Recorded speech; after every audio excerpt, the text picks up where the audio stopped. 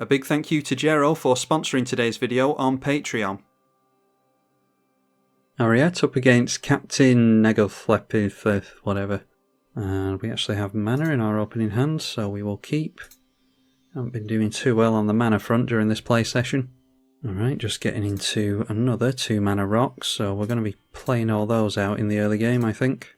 It is a Chasm Skulker from our opponent, thanks to having the Ancient Tomb.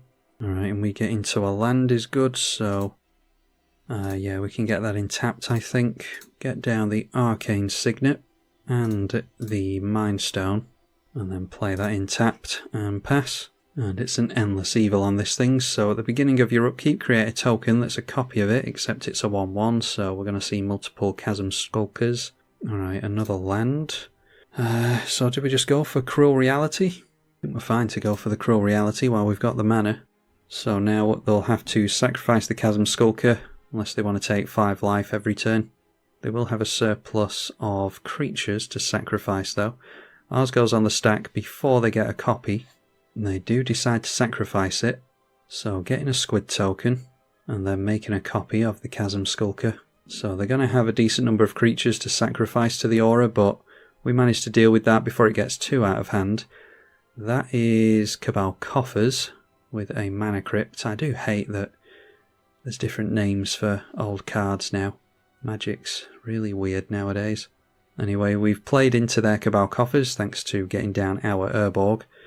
So now getting down the Horror Pirate, and then the Endless Evil coming back into play under the control on top of the Chasm Skulker, the copy version of that.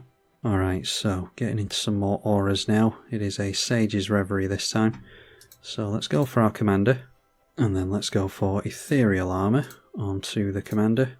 And I'll get down a tap land with the Windswept Heath because we'll be able to use that as ramp with the Sun Titan, and it's a chance to get down a tap land so that we don't draw into it later when we are eager for more mana. And at the end of the turn we drain our opponent for 2. We only have 2 auras in play at the moment. Our opponent has to sacrifice a creature, probably gets rid of the squid token. A copy of the Chasm Skulker being made thanks to the Endless Evil. And then drawing a card during the draw step will put a plus counter on each of them. Another horror now, that is Grazilax. So they're going to draw another card here, can definitely get through to us with the Menace. Only draw 1 card to the Grazilax, but the captain is going to mill us. So milled a bunch of lands, that is a Hallowed Haunting and a Parasitic Impetus as well, which we could get with the Sun Titan. Maybe it's worth putting it on our own commander so that we can go for Sage's Reverie. 3, 6, yeah, we can't do both in a turn is the problem. So maybe just slowing down our opponent at this point. They do get another Mana Crypt, which means that they can start taking 6 life a turn if they're not careful. Right, that is a Planar Disruption, so can't attack or block, activated abilities can't be activated.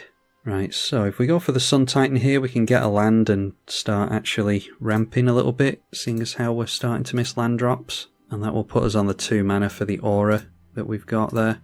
Assuming that this doesn't get countered, of course, it enters play immediately. So we'll just go for a Plains here. And then Planar Disruption can go onto the captain so that it can't attack us. And that means that we control 3 auras. So we will drain our opponent for 3. Yeah, we can attack him. We've got a first strike creature.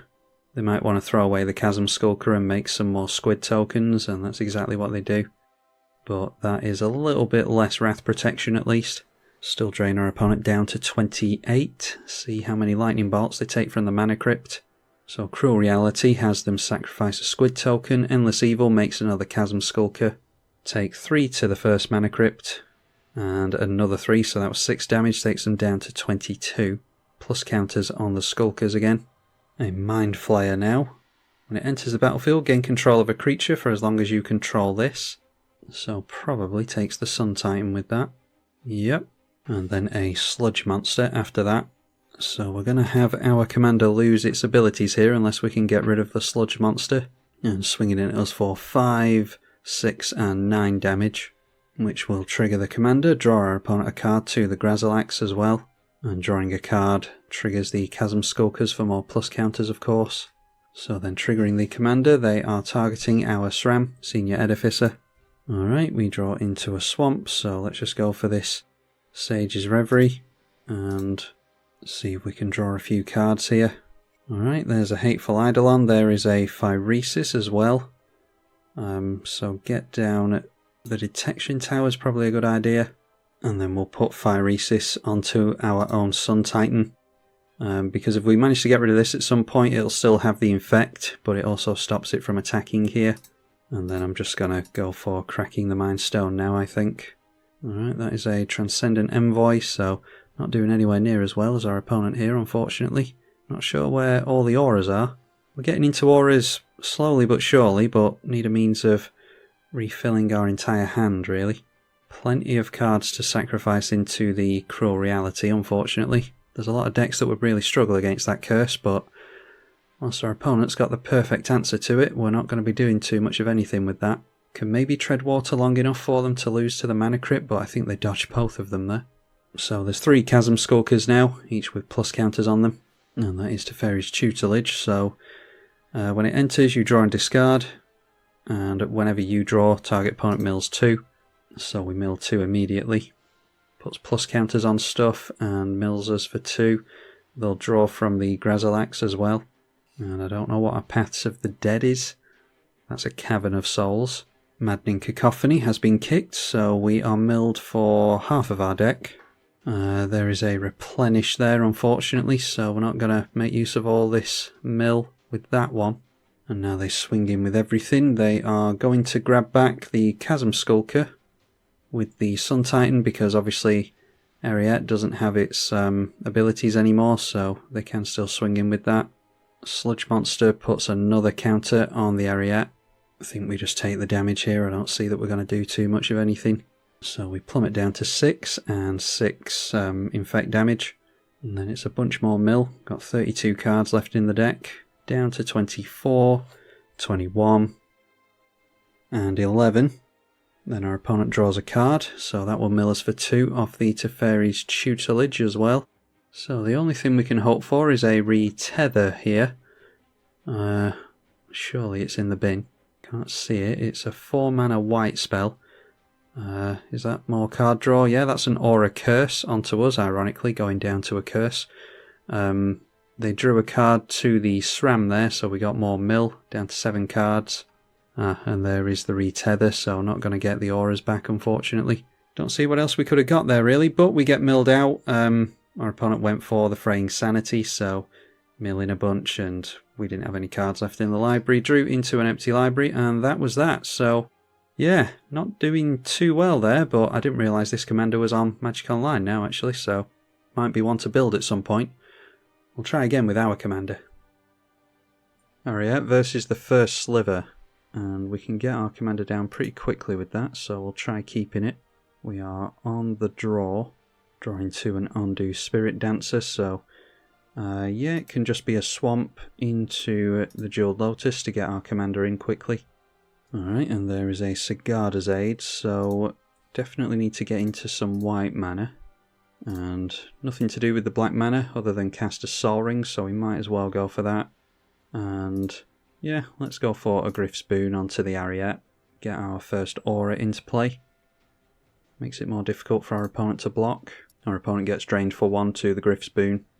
And that is a Muscle Sliver from our opponent, giving +1/+1 to slivers. Alright, I'll go for Battle Mastery now. I'd like to go for Sage's Reverie, but maybe after Undo Spirit Dancer, so we can get multiple card draw and actually try to get into some lands. And we'll have to fit a Darksteel Mutation onto a Scary Sliver and all of that, so start threatening commander damage quite early at least. Turn 3, and we're going to have them at 9. And then drain them again for 2, so taking them down to 28. We are north of our starting life total. Now a Sentinel Sliver going to give Vigilance to the creatures. Might as well hit us for 2 here. Alright, and we get into our 3rd land by turn 4, so I will go for the Undo Spirit Dancer. I don't think my opponent's going to go for a board wipe. Could always have spot removal for the Eriette, but there's nothing we can do about that here anyway. So we'll put our opponent at 15 points of commander damage. And we actually just win next turn if our opponent can't do anything about it. And our opponent gets drained for 2 yet again. Alright, a necrotic sliver. Our opponent thankfully can't afford to sacrifice a permanent here. Nope, unfortunately not. So like I said, we just get our commander damage through next turn. We would have drawn 3 cards to the Sage's Reverie, but of course the client isn't going to show us. Would have drawn 3 to this and then an additional 3 when another copy of it comes in with the Ondu Spirit Dancer, refilling our hand. Let's play another game. Alright, so up against the first sliver again, and we will keep that. Much slower start this time, so hopefully it's a bit more of a game. And it's Sigarda's Aid on turn 1. Actually, I only have 1 means of coloured mana, so hopefully the black market connections will be able to fix that for us. Alright, getting to another coloured source, so we'll go for the plains, and yeah, we'll just get down the Swiftfoot Boots at the end of our opponent's turn. We won't be able to cheat the equip cost onto anything, but Light Paws without any auras available to us I think is a bit risky to just have sat there. Our opponent getting down tap lands, and we see a Sensei's Top. Alright, and there's a command tower as well, so yeah, I think going for black market connections sooner than later would be good. Try and get into some actual auras in this aura deck. I have a surprisingly difficult time drawing into them. There's 30 plus in the deck, I think. And the first sliver we see is Quilled Sliver, so 1 damage to a target attacking or blocking creature for a tap. So the Swiftfoot Boots actually going to be relevant, I think. Okay, so put the black market connections on the stack. We'll just do all 3 abilities and drew into a Vow of Duty first of all. Throw down the Hall of Heliod's Generosity, and I think maybe, yeah, Light Paws with a Vow of Duty would be alright. Or do we just go Swiftfoot Boots for now to try and protect it? Could go for Indestructible on Light Paws if we go Vow of Duty, so yeah, let's just get these auras moving. Makes the Sage's Reverie better next turn as well. So that lands, it triggers the Light Paws, gives a +2/+2 buff and Vigilance, and this will allow us into Shielded by Faith. So now the commander is indestructible. They're going to need some bounce or exile to get rid of the Light Paws. We will pass at that. Spinning the Sensei's Divining Top at the end of our turn. Striking Sliver this time, going to give First Strike. We will absolutely not put the Shielded by Faith on that. And then a Frenetic Sliver. This one is 0 to activate. If this permanent is on the battlefield, flip a coin. If you win the flip, exile it and return it to the battlefield. But if you lose the flip, you sacrifice it, so it's an attempt to get ETBs and to save it from board wipes and stuff. If you're about to lose the slivers anyway, I suppose you might as well flip the coins. Alright, so I don't want this to turn into a Light Paws game, but might be that this is what we have to do here. Treasure and a card draw, lose 3 life this time. Just using the Shapeshifter as a blocker. Draw the plains and throw that into play. So now we can go for the Eriette and start draining our opponent, although the wise move is the Sage's Reverie really. So yeah, maybe we go for Swiftfoot Boots onto the Light Paws to keep from exile and bounce, and then we can go for the Sage's Reverie at the end of the turn. It's more fun to do the Eriette thing. I mean, this is supposed to be an Eriette game as opposed to Light Paws, so let's get that into play. And I think it's safe to move the Shielded by Faith onto there now, because this will be yeah, they'll be able to ping it to death if they get a hasty sliver into play, so I think that's a wise move.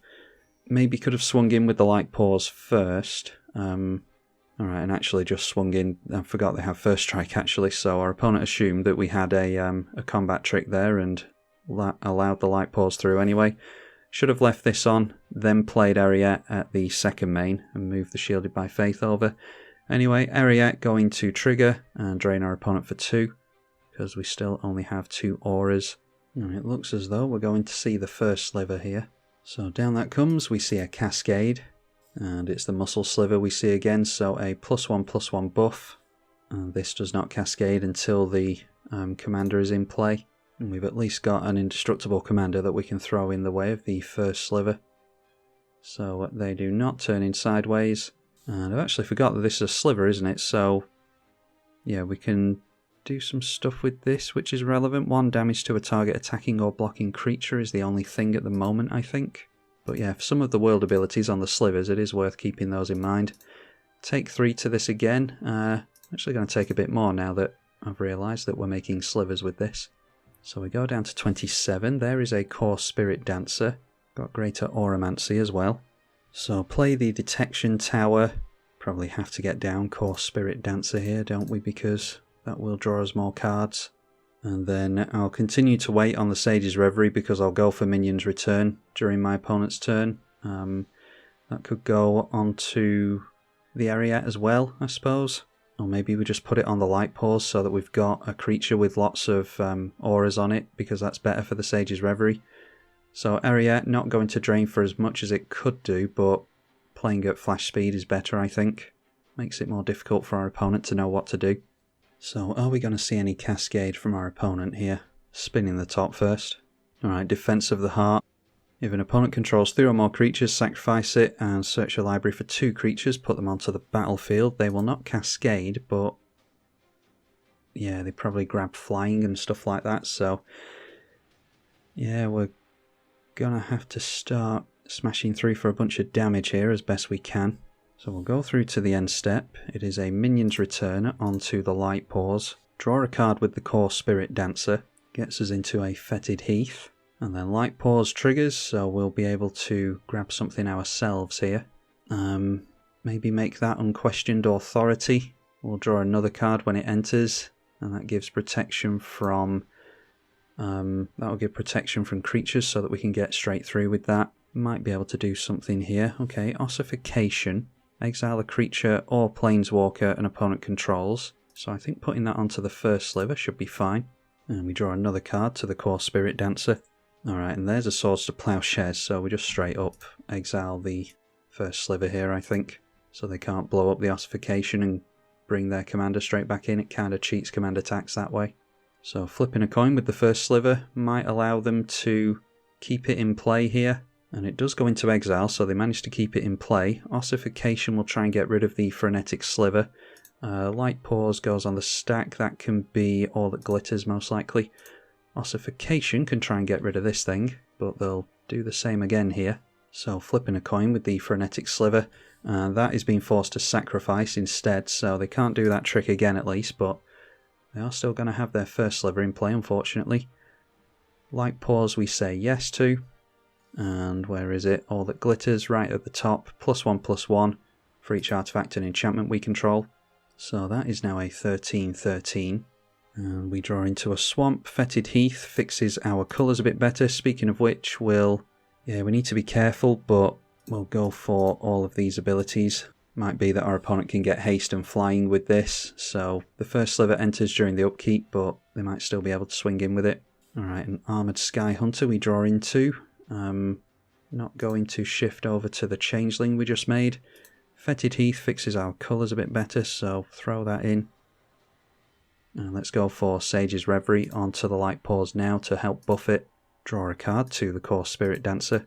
And that gets us into Killian, Ink Duelist, another good aura target. Light Pause. Is there anything specific we want here for more buffs? Yeah, we'll go Sage's Reverie, drawing us cards last so that we can cheat mana with the Light Pause, get exactly what we want. I think we've still got the double strike thing in the library, haven't we? Yeah. Battle Mastery should do just fine there. So yeah, like I said, it's turned into a bit of a Light Pause game this, but you can imagine the drain that we would be getting with the Eriette here. How many auras do we have control of here? 1, 2, 3, 4, 5, 6, 7 and 8, I think. So we would be draining our opponent for 8. Draw a bunch of cards to the Light Pause being enchanted with the Sage's Reverie. And that would have been good with an Undo Spirit Dancer like we saw previously, but we're just going through with Light Pause here. Making Light Pause a threat as opposed to the Eriette means that they point their targeted removal over there instead of the Eriette, leaving this thing in play to drain our opponents hopefully. But managed to get them with the Light Pause and the double strike. Probably would have landed the Ashiok's Reaper ready for a board wipe there, because if they'd gone for a board wipe we would have seen a lot of auras go down and that would have drawn us a lot of cards as well. So that's how we want to play this. It's not particularly good for 1v1, this deck, because it's a very, very fast format, but if you play it in a more casual setting like we did here, then it can do some stuff. If you enjoyed it, then be sure to let me know, and thank you to the patrons for supporting the channel as well. I'm tribalkai. Thank you for watching.